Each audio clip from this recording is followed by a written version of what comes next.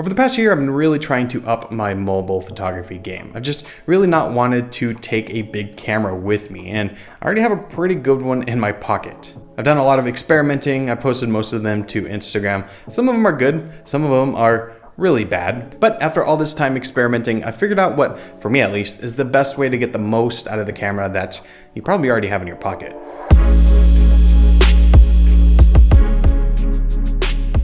So my phone of choice right now is the iPhone X, really no surprise there. I like this for a host of reasons, but the camera's not too shabby. I think it handles processing better than most phones out there. I know it's a controversial topic, I might talk about it more in depth in another video, but it's what works for me.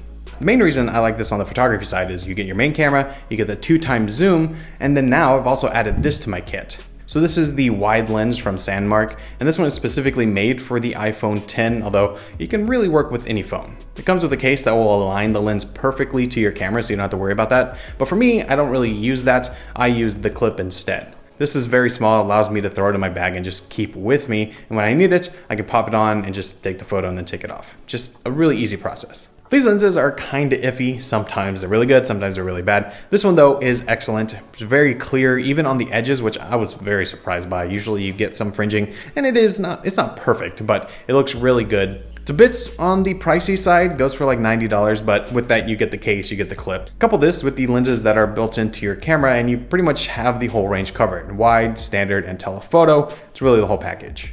Okay, so how do I actually take my photos, and more importantly, what am I looking for? So there's the typical photography rules like composition, lighting, all that kind of stuff. Very important, but more importantly, I'm looking for things like patterns, different textures, different lighting effects. Something that I can compose with my eye that I see looks very interesting, and then I want to recreate it on the phone. That's another reason why I like using the setup that I have. It's because it gives you many more options. I think we've all had that situation where you see something really awesome, you whip out your phone, you want to take a photo, and it looks absolutely nothing like what you wanted it or expected it to look like. Having different lenses and different options makes your life a lot easier. On the software side, half the time I'm using the stock camera app. It works pretty well, but if I really want to get the most out of a file, I use an app called Halid. This is another camera app, but it gives you raw capability and full manual control, so you can control the whole scene.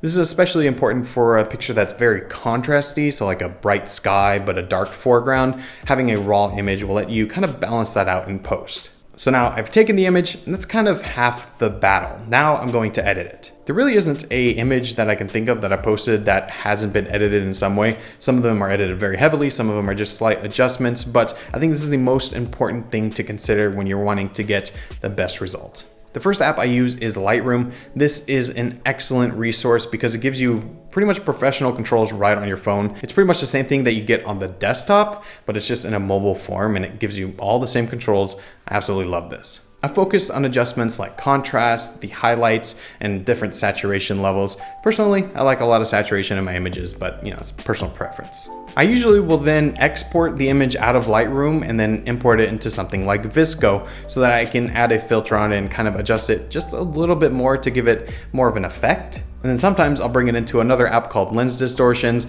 Definitely overused this a bit and I've backed down quite a bit lately, but this kind of gives you this lens flare effect that I think is really interesting sometimes. But yeah, that's basically my process on how to get excellent photos off your phone. You have the hardware, then you think about looking for a subject and how you're going to compose it, and then you definitely want to edit it afterwards.